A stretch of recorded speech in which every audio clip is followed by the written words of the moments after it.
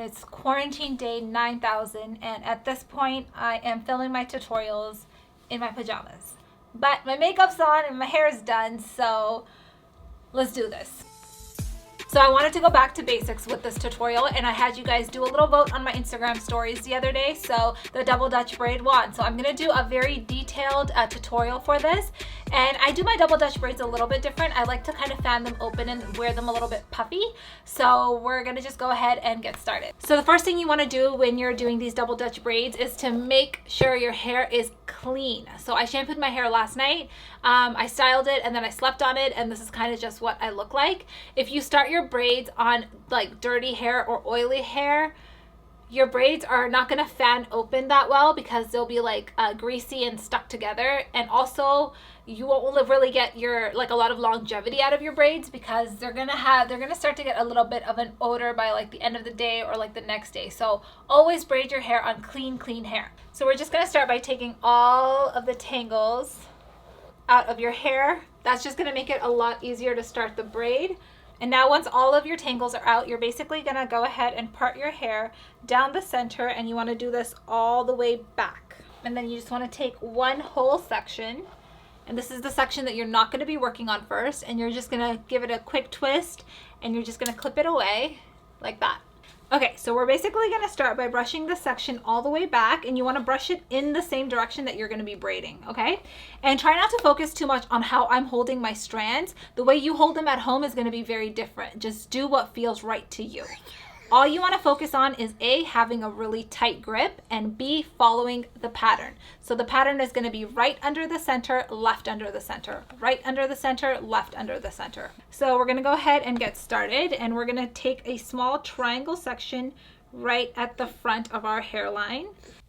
And then you're gonna split this into 3 equal sections, like so, okay? And you're gonna take your left section, bring it under the center, and then bring your new right section and bring that under the center like that. And that's basically the pattern that you're gonna follow. So now we're back at the right, and we're gonna grab a new piece of hair, and it's gonna be right under the center.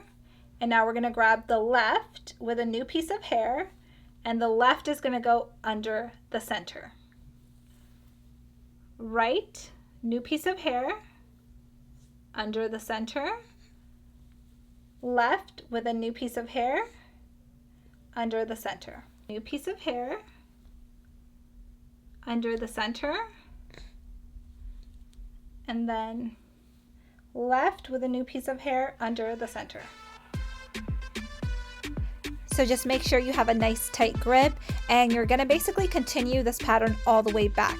And it's also a really good idea once you're grabbing a new piece of hair to kind of run your fingers through the entire section all the way down, just to make sure you don't have any tangles. Go see Daddy, and then I'll call you in 5 minutes, okay? Go. Oh, Daddy has a snack for you. Go see. I'll come downstairs, okay? Want me to buy you a sandwich? Love you, Zayden. Zayden, we're gonna have pizza in a little bit. So braiding the back of your head actually takes a lot of practice, and this is the part where you're most likely going to get a little bit frustrated if you're a beginner. So I do recommend that you use mirrors so you can actually see the back of your head, and just take your time in these areas. Then you're just going to twist the section to the front and then continue braiding forward, and this is the part that gets a little bit easier because you're not grabbing any new sections, and it's in the front of your head now, so you can kind of see what's going on. And then you're just gonna quickly finish it off by tying an elastic on the end, and you're done. Normally if I was doing these like slick and tight and I wanted them to be like completely snatched, I would go in with gel and make sure like all my hairline and everything was in, and all these little pieces were like perfectly inside the braid. But because I'm gonna be puffing it out, I'm not gonna worry about all these little pieces that are hanging out or even like around my hairline, because we're gonna basically almost deconstruct this braid once we're done. Okay, so now we're basically gonna do the same exact thing on this side. So we're gonna start with a small section right over here. And you're gonna go ahead and split this into 3 equal sections like so. Right under the center, and then now the left under the center, okay? So now as I'm putting sections underneath the center, I'm gonna grab a new piece of hair and do that, okay? So left under the center with a new piece of hair, right under the center with a new piece of hair. Left under the center with a new piece of hair. Make sure you keep a really tight grip while you're doing this. And something else you want to kind of keep in mind when you're doing your second section is that you're going back at the, like, roughly at the same angle that you created your first braid, because you don't want to have this braid go back straight and then this one go back at an angle. You want to kind of, as you're braiding, just kind of eyeball it and make sure that your braids are going back at the same angle. Keep that grip tight.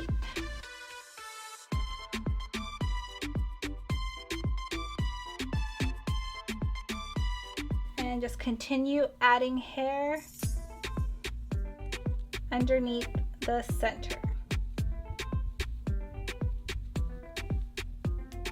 The reason you want to go in and create this nice and tight is because if I just go in and create this nice, like, all loose, it's not going to last very long. If you go in and create it tight and then go back and open it up, you'll get a lot more longevity out of this style, and you can wear it all day. You can possibly even, like, sleep in it and wear it the next day. So that's kind of the logic behind going in tight at first and then deconstructing it. So once you get to the back here, you're basically gonna just bring it over your shoulder and then just continue the braid.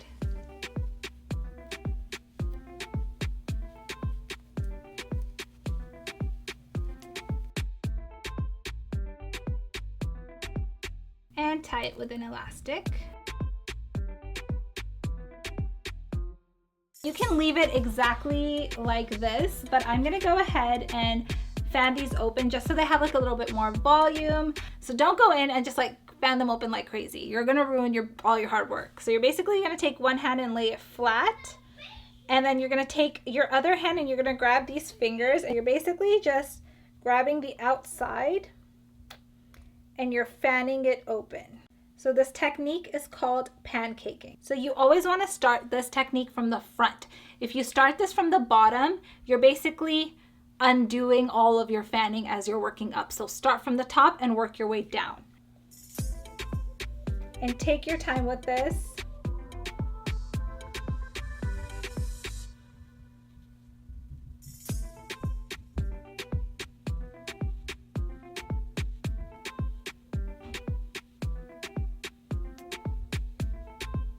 A few of your, like, layers start to, like, pop out, I wouldn't worry about it too much. It doesn't bug me, and I think it looks kind of cute once the braids are all fanned open to have, like, a few pieces kind of hanging out. I'm actually gonna pull some, like, a few more pieces out around my hairline as well. See the difference between the one that is, like, puffed out, like the amount of volume that we have on that one, and then the one that we didn't open up. If you leave your braids this way, you're gonna get a lot more, like, days out of it. You're gonna get a lot more longevity out of it. These, I just find they look cuter. I like rocking them puffy. So now I'm just gonna go ahead and do the same thing on the other side. So you're basically pinching the outside and fanning it open, spreading them out like so.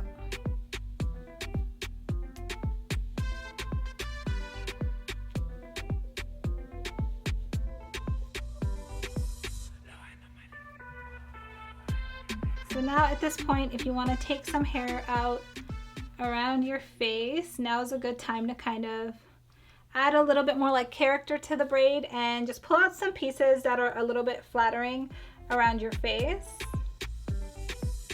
And that is it.